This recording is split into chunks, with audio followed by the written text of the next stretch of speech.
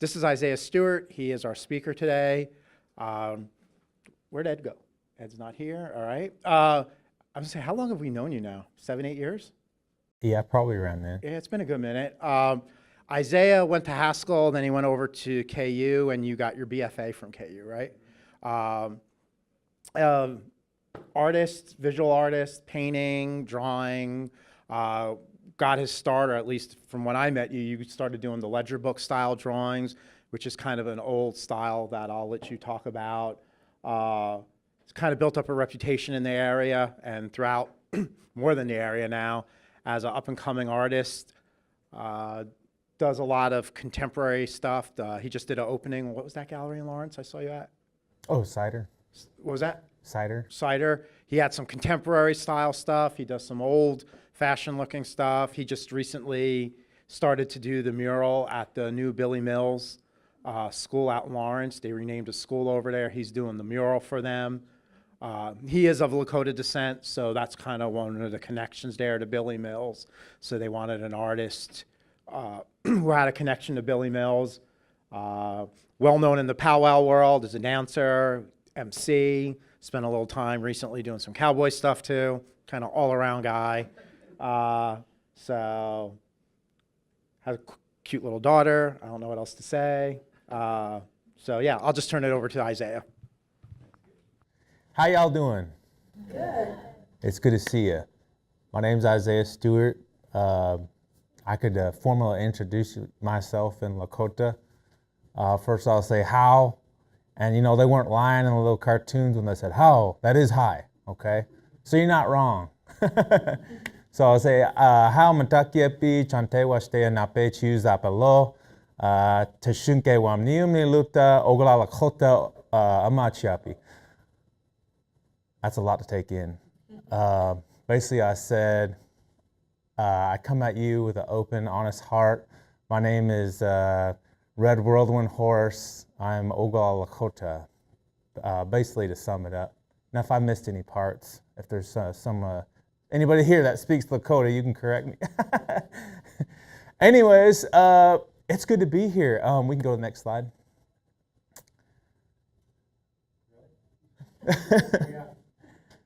Ta-da! This is me with the bowl cut. I don't know, it's starting to make a resurgence. Some people are calling it the World War II haircut, or I don't know, in the 90s it was the thing. And I put this quote, every child is born with the ability to create art. As we grow into adulthood, creating brings us to the present like a child. So ever since I was a little kid, my parents were both artists. I used to sit down, watch them, observe them. I'd be going to shows. I'm like my daughter now. She's sitting here waiting in the corner. Can we go at art shows and stuff? This is me. I would sit in a chair. They'd ask for a report card and they'd say, you know, he's a great student, but all he does is draw. That's all he does. And, you know, if I could do it all over again, like me speaking to them now, I'd be like, take me out of school. Take me out of school and put me in the studio. All right, we can go to the next one. This is my family. This is my mother, Brenda, and my father, William. That's me right there. This is my oldest brother, Ben, and Rachel. And we're all artists. This is one of my dad's later self-portraits that he did. He picked up a lot of odd jobs growing up, illustration. You know, he wasn't afraid to work. That's what I really enjoyed about him. He'd go up to Chicago, because we lived in Aurora, Illinois, and he just would offer to sweep the floors just to learn how to draft.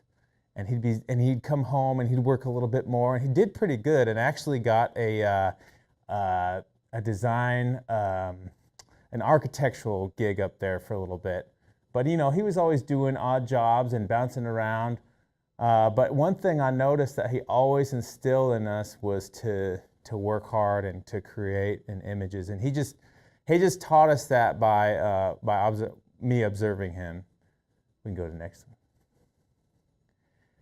Now I called up to my childhood, there's this Bob's Sporting Goods, And after we had moved to Washington State, my father took this job. It was probably one of the last places in the 90s that still illustrated their ads.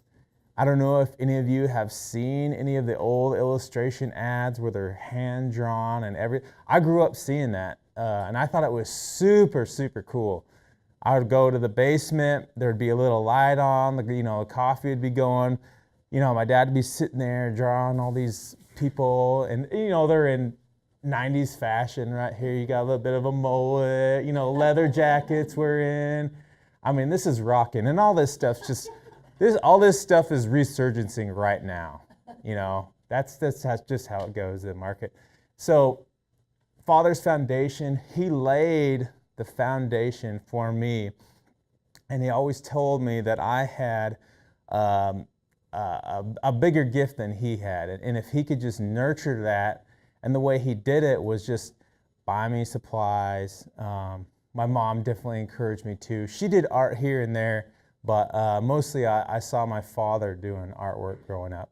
So yeah, I called this lady, and she didn't really want to talk. She was busy, and I told her who I was, and she said, "Oh my gosh!" She remembered me from a little teeny child coming in there when he would return all his drawings, and we'd see him in the paper and stuff. Super cool. All right, we can go to the next one. So my education. I went over to II, Institute of American Indian Arts in Santa Fe in 2005 for just a little bit. I will say I wasn't like the best. I was like 18 years old, okay? I was getting in trouble, and I really wasn't serious about my artwork. And so my continual education, when I moved over to Kansas, I met my wife in Washington State at a powwow. I was dancing. I just started dancing again. I met her. I came over here. I was just a powwow guy, like just getting into it. So I like to travel, and kind of a nomad or a modern day gypsy. But anyways, I know she was in school at Haskell, so I was like, I'll go to college. I went to Haskell. I got my undergrad there, 2-year, and then I went up. One of my teachers was a student teacher at Haskell, and he had kind of like a Russian accent. And he was teaching at Haskell, and he told me, and he took like 3 or 4 or 5 of us. He's like, "We're gonna get a bus, and we're gonna go up on the hill." And I didn't even think I was gonna go to continue on this path. But he's like, let's go up there. We went up to all the floors, and we went up to the painting studios, and he said, this is where all the skinny wimps artists paint, And then we went up to the metals, and this is where all the buff artists, bend metal and create things. And I thought this was so cool that we had floors for each practice, and that it was supported, and we had models. I found this offline, and luckily I was there that day, working. This is one of my instructors, John Swindell. He just recently retired. Excellent teacher. If there's one thing that I took away from my education at KU was studying the body, the foundation. And that's what I really crave, because I am drawn to more of illustration and fine art over the more of a contemporary context, which is like total opposite of what the world's into right now. All right, we can go to the next one. In school, I met a gentleman, and Sean knows him, and he's this really kind, soft-spoken white kid, and he was sitting there, and I was sitting there. It was like one of our first days in this class, and he's just sitting there drawing Indians, and I'm like, what is this? What's going on here? Is he a Boy Scout? I don't know. Just kind of feeling him out, kind of watching him, checking him out. But he's like, "Hey." I introduced myself. He said, "My name's Matt." I said, "My name's Isaiah." So we kind of clicked up, and one day we were doing our projects, and they're putting us through those hula hoops that we go through in academia. We learn all the words, and we learn all the fundamentals. And he was like, hey man, I'm out. I said, you're out? He's like, yeah, man. Like, I need a job, so I'm going to illustration. So I said, all right. So we went over to illustration, and then I was like, well, with your skills, we can start a company. We can start a brand. And so I said, what better way to start clothing for indigenous kids that are in the powwow world that can have something like we can kind of fuse like a fictional university together with clothing to make them something that they could wear and be proud of outside of dancing. You know, it's something they could wear in their modern day clothes that can kind of represent their culture or tribe or whatever. And so we created, this is the Lakota word, Wachipi. It means to gather, to dance, to celebrate, and state. So we just thought of it as being a state of being, like a state of mind. And we turned it into a brand. I would hand him the drawings, just like we saw before from the 90s.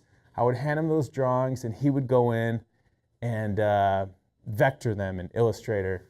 And then and it just so happened I knew a guy that printed in town in Lawrence. He did a lot of the KU stuff, and we'd give it to him, and we'd shoot out stuff. And then we started a brand. And online, we could do like pre-sales. I mean, it just started taking off and going, and we were super excited about it. The next one. You'd be hard pressed to meet a native around here who doesn't have something on Cheapy State. Seriously, like everybody. And okay, so this is like powwow dreams. So young guy, okay, everything from the outside world looking for validation, right? Looking for outside to complete the inside. So, I mean, I was talking to Sean about this, like the rodeo world and the powwow world is like the exact same. There's grand entries, you're on the road all the time. I'll be in North Dakota, South Dakota, you know, never at home. I started to get into powwow more heavy, and things started to pick up for me. And I would do some illustrations like this is the biggest powwow in North America. And I'd do some illustrations and then make it, you know, I'd make the poster and stuff. So things were kind of all meshing together for me, but it was kind of built on like the house was kind of built on a grain of sand. You know, it wasn't brick and mortar. So, you know, I had a lot of these opportunities to in Lawrence. They did an ad on the prairie chickens in I think it's the northwest of the state. There's this lady that would go out there and photograph them.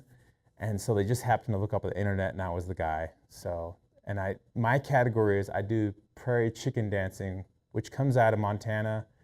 And all you do is mimic a bird, like a prairie chicken. It's like a mating dance. So the whole objective of the dance is to show off. It is to act darn right conceited.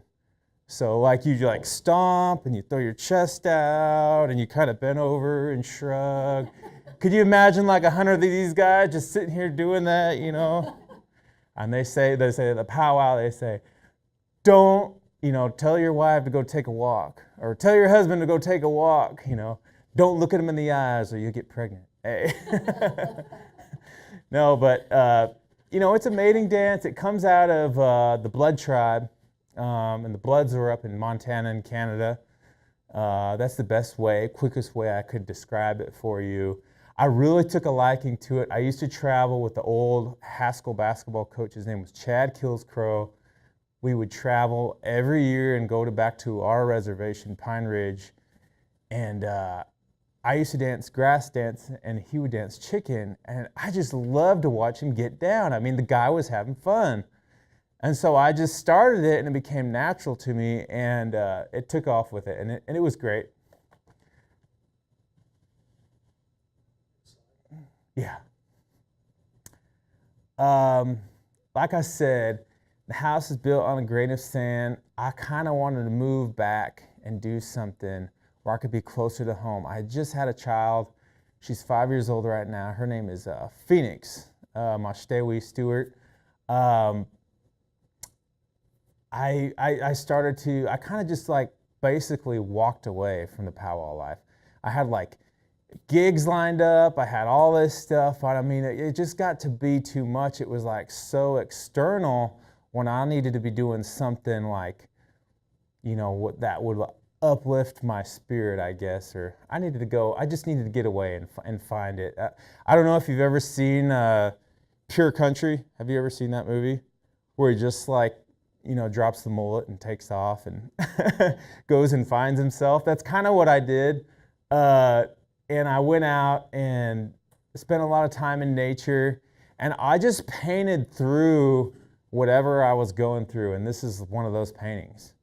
I'd be up and down 29 all the time. I'd be going to ceremony and try to figure things out. These are tobacco prayer ties, and you tie each one of them, and you say a prayer, and then when you go up to the ceremony, you put them around for your prayers to be answered. This is also, what became back into my life, a paint tube. This is my war pony. It's my first car for my high school year.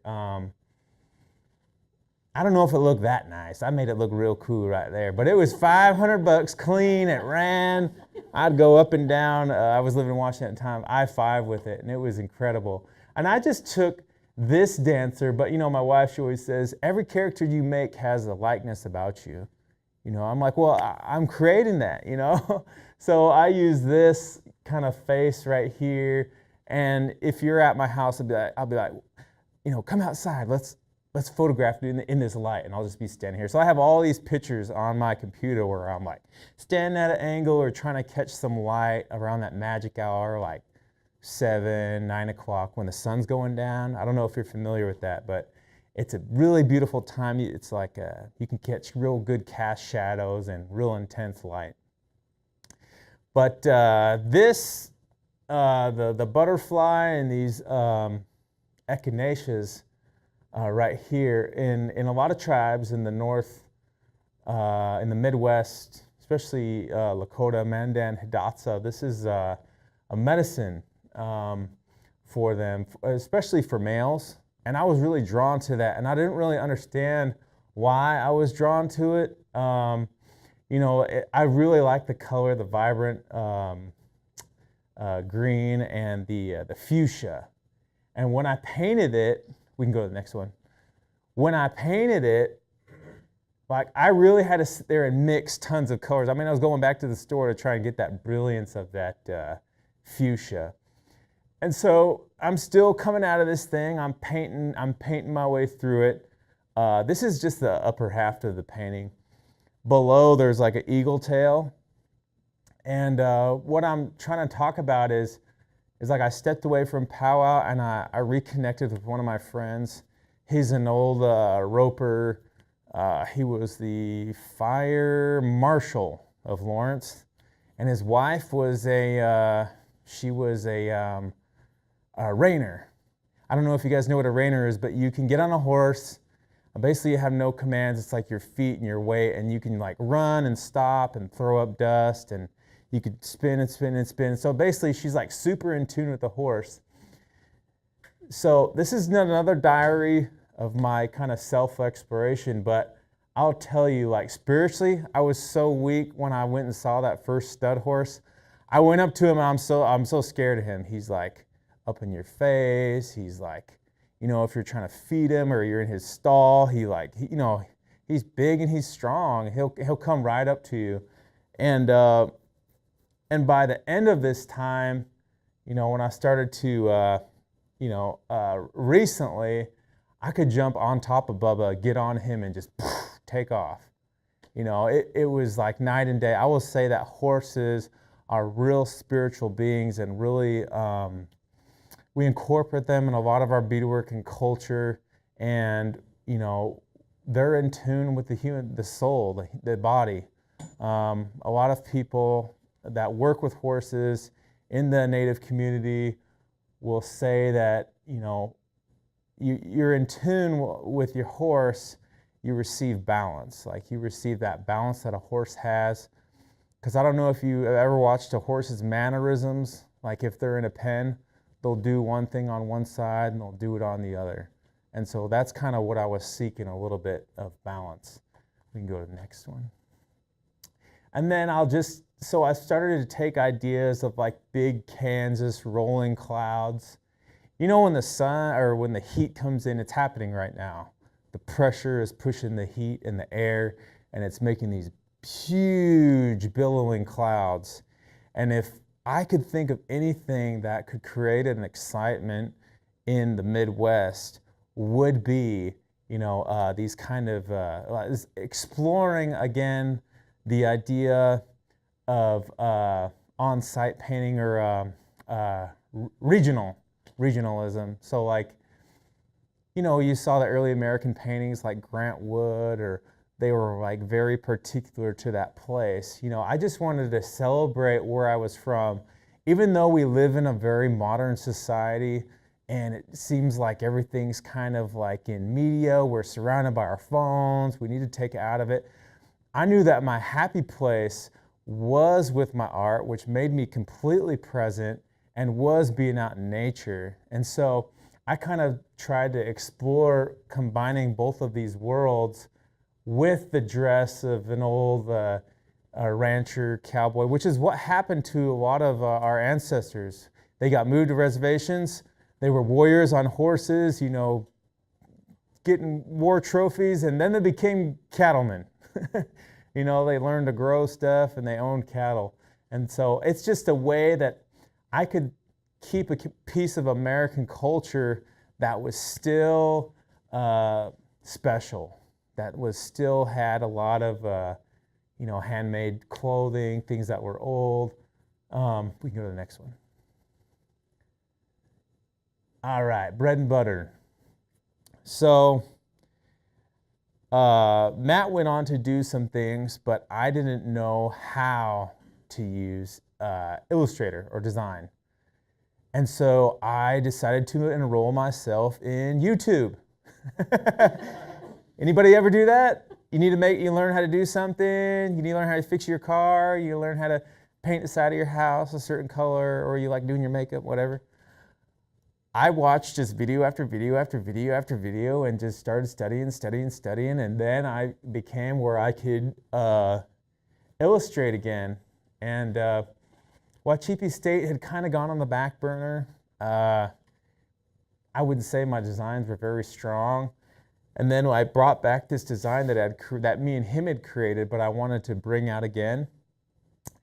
And this is a contemporary idea with a little bit of humor. It's world champions. World champions of what? Right? 1876. Battle of the Greasy Grass. You're like, what is that? It's the Battle of Little Bighorn. Our relatives, the Blue Clouds, the Arapaho, the Northern Cheyenne, the Lakota, are only people to defeat the U.S. military here on their soil. And now what I think is great about this image is, you see the flag from the Battle of Little Bighorn, but also that after that, our relatives became accustomed to American life. They fought for the flag. They fought proudly for the flag. It was a way for them that they could still express their manhood through being a warrior. We can go to this next one. So I will say that illustration, that was a way for me to support myself while going through all this painting stuff, right? Not a lot of people, I did sell those paintings, but not a lot of people sometimes are into particularly like one little thing that you're into, sometimes. So you gotta, I will say that you do have to create things that can reach a lot of people or understanding, even just the sensibility of the paint. I've known this guy since his name is Norman Akers. He's a director at the KU School of Art for the graduation program. He contacted me to go out to the middle of Cuba, Missouri. Anybody ever been through there? Old Route 66? No? Okay, yeah. So from what I understand, we stood in this old Victorian house. It was beautiful. It's just an old middle of America rural town. And we stayed across the street from Dairy Island. And I'll tell you, I came home like every week back home here to my wife. And she'd be like, what happened? I mean, because I was blown up like a balloon. Like I was eating dairy, and Indians aren't supposed to eat dairy. You know, I mean, I was just inflamed, you know, just walking in.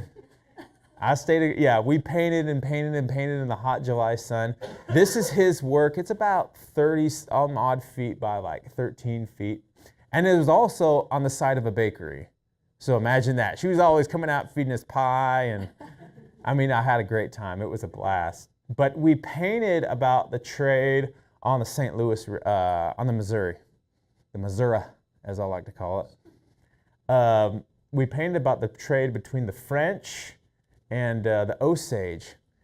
And the reason I think this mural was kind of created, because it was kind of a little back rub between the tribe and the area. I think because I wanted to put a casino there. Because this used to be a place where the Osage lived. And I did go up through there and look and saw old villages. And they have a spring there. And if you ever want to go fly fishing, and if you ever want to see like pure water, it's there. They have a fish hatchery kind of where it comes out of a spring out of the ground. I believe it's 300 feet down below, and it's clear, crystal clear blue water. You could just reach down and drink it, and there's just tons of fish rolling through, and it's beautiful. So he is an Osage artist. He does more contemporary work. But definitely we've had a connection, and he's been one of my mentors for sure. What town did you say that was in? Cuba, Missouri. It's the mural capital of the United States. Yeah. Also, just to let you know, there's a Norman Acres exhibit in the Norman Museum right now on our campus if you want to see it. Yeah, Norman is very well known. He's nationally accredited and internationally. He's definitely, I know I'm going to see him again. He's going to have some like gig or opportunity, or I was great to be his assistant. One thing that I'll take from it is that there's an age gap difference. So we have all this paint, and we have one little tree of shade like right here. Here's a mural. And he has it all out. And, we have to get up on this scaffolding. And, Norman grabs the paint and walks over there, mixing it up, seeing how it looks. And me, and when we had to draw this whole thing on, like I was sitting there with the big study while he sat there with a pencil. And I was like, Norman, there's got to be a better way to do this. So we went and lined it out. We blocked it out with chalk, across like a grid. I taught him how to use this bad boy, where we could take sections of pictures of it, and one of us could just hold it and we could record it, because you can see the eye will expand it by itself. And he didn't want to do that. You can't tell an old dog what to do, He told me, he said, I want you to go up and I want you to paint them French boys up there. And his name was Auguste Chateau and Jean-Pierre Pierrot. And these were the river barons. So these were the big time baller movers, shakers that helped create the city of St. Louis. And they came from New Orleans. So anyways, he asked me to paint them. So I sat there and poured all these paints and mixed them all together, because he didn't know that I was like painting at the time. And he was just sitting there teaching school. So like he undertook this big painting. So, it takes a little bit to get in the groove. And so I had all my palette ready, and I just ran up and painted these guys real quick. And he's like, I was expecting that to take like a week. You just take the rest of the 3 days off, because he don't want me to get in the middle of what's going on over here, because he wants everything to be cohesive. We had a great time together. Yeah, you can tell, I painted this little thing right here. He'd be like, you can go do that, But he wouldn't let me touch these for sure, which is respectable. I understand, All right, we can move on to the next one. This is part of me putting in that Billy Mills mural. I'm starting to expand my palette. This is Billy right here when he's running. I don't know if you've ever seen the race. This guy came from nothing in the middle of the United States in Pine Ridge. It's a third world country. It's like poorest per capita. It is desolate. And he even borrowed shoes to run. And nobody ever thought he could make it. But one thing that I got from him is his everlasting faith throughout everything he did. Just catapulted into that one moment when he won. And he even got bumped out of the way, and he, kind of fell off kilter and didn't for a second lose faith.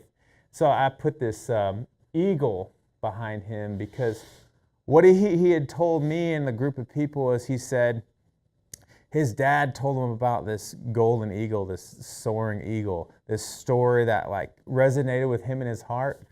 And when he got bumped and he was like having a second of doubt, like a shadow of doubt, the guy in front of him had a little eagle emblem logo, and it just kicked him right to remind him back to his father. And I thought that was so awesome. And then when he was done, he thanked the guy for, wearing that jersey. And it turned out it was all in his head.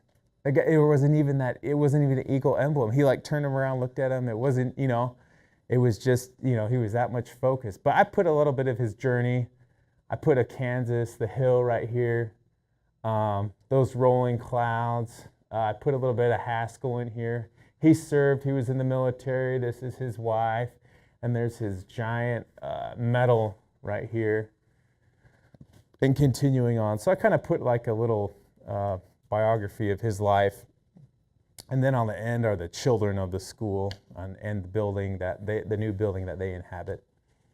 But yeah, I'm starting to explore with a little bit different palette right here, which is exciting to me. One thing that I know with the eye, like if you tint what's receding in space, with a little bit of black to every single piece of the painting, it recedes more. And if you bring high contrast light to the figure, he'll stick out.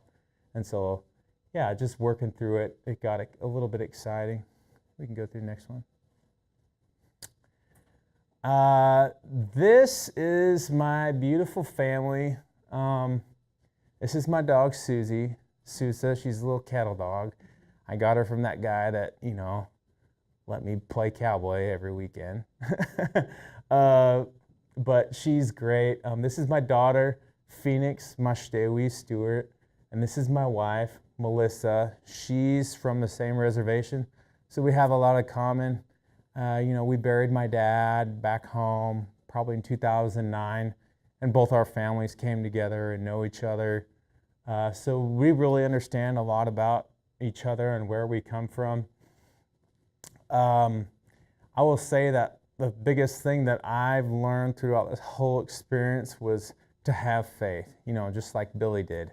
And I really returned and got to know the nature of my father through this whole thing. It's like on Star Wars when he's like reaching for his father. See, my dad had already expired, but there's no closer place than I feel with him when I'm in the studio, because I used to watch him do all these things all the time. So definitely his spirit's with me. It feels great. Right now, what I'm working on is just commissions. One thing that Powwow, that I am so indebtedly grateful for Powwow, is me getting to know and the people and work with the people, because these families will have me commission portraits, or I did like a saddle bronc rider for their casino in North Dakota, or I think we're just about to sign to do with Haskell Indian Nations, a mural there. So that should be exciting. But I'm going to end it right there. This is my website. I would encourage you to check it out. My Instagram is the same.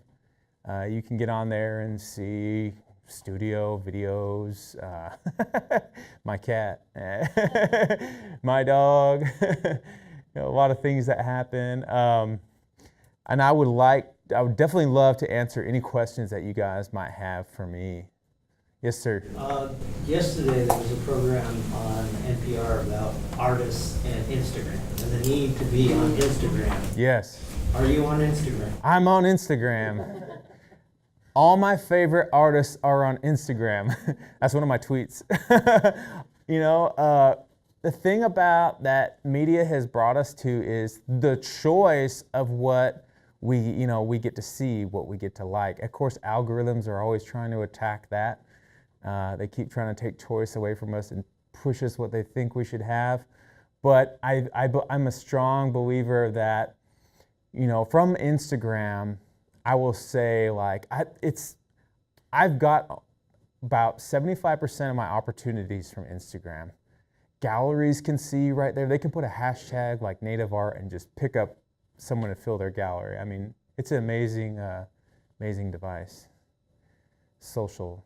Yes, sir. So do you have a different approach when you're using different media? So like when you're using Illustrator, is it more like graphic design and then paints and shop? Yeah.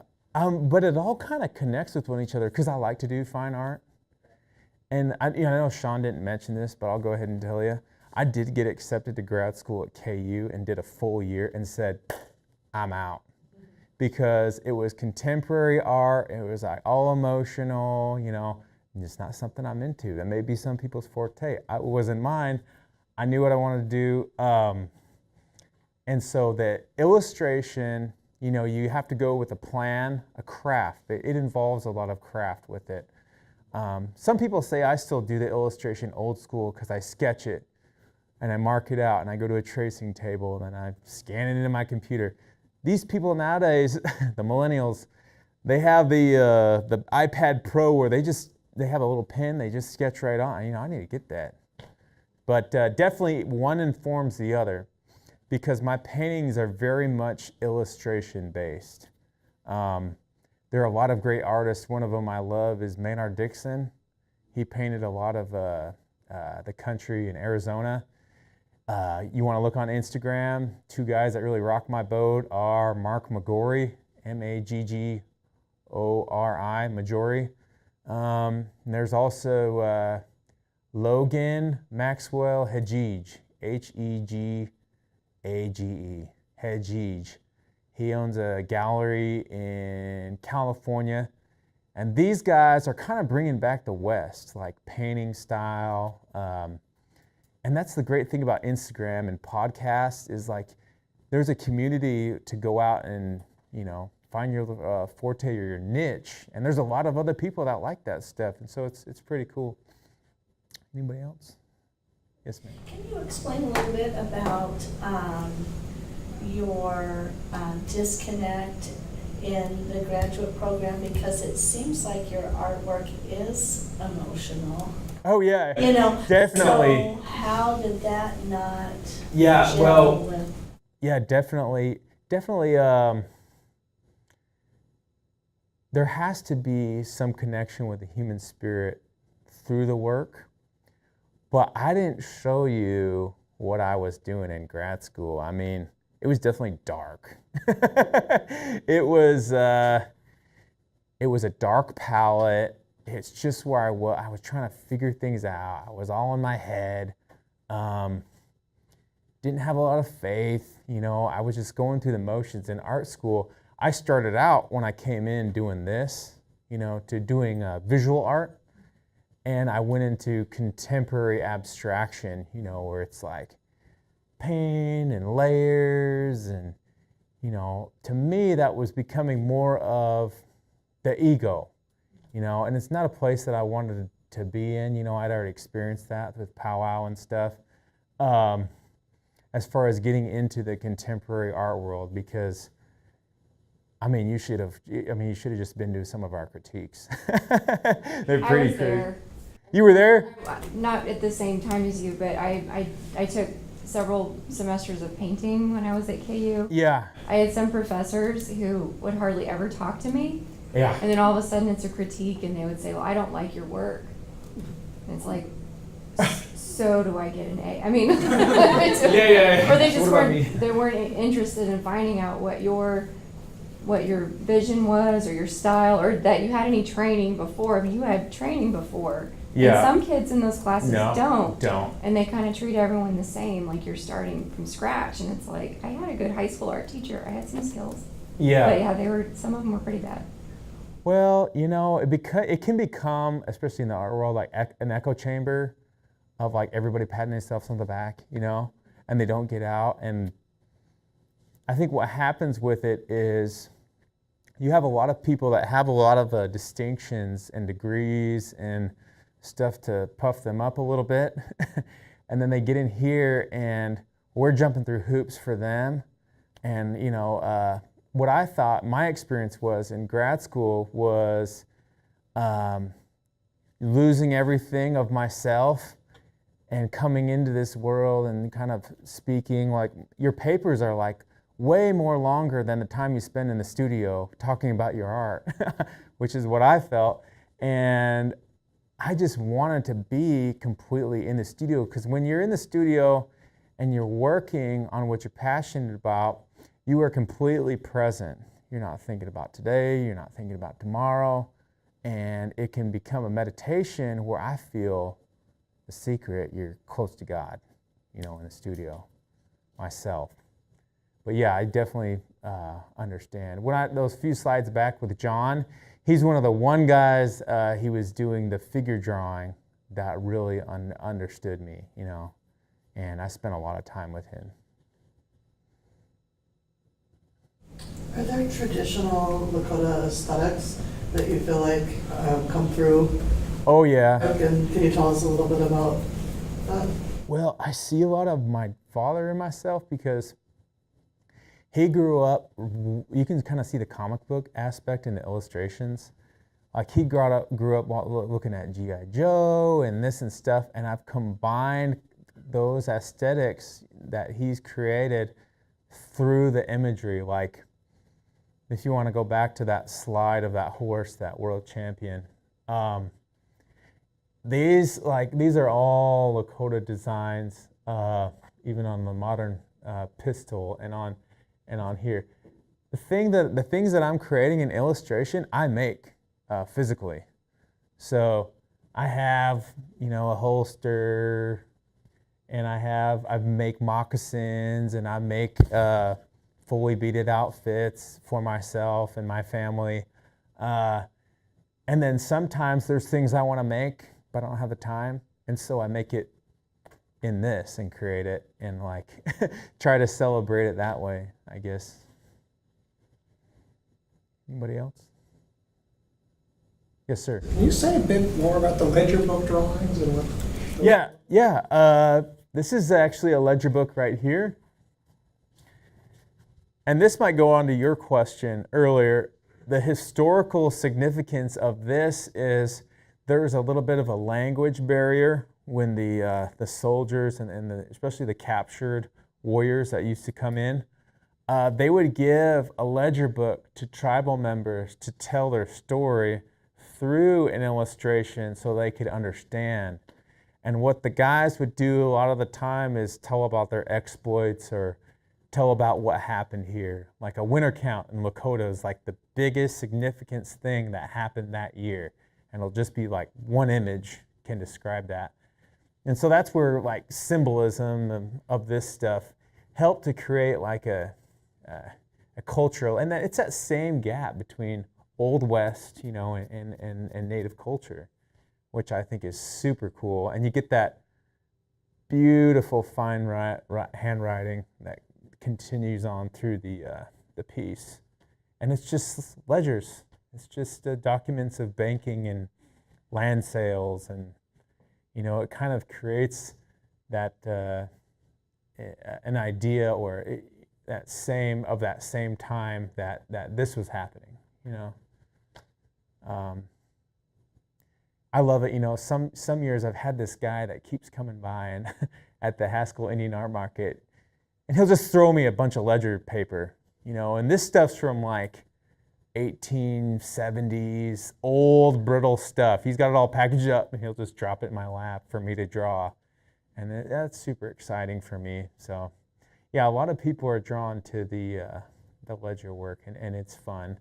And it also reminds me of my grandmother, because she also did calligraphy, and I just watched her doing that growing up. And I did go to a Christian school when I was a little kid, so we were taught cursive was the future.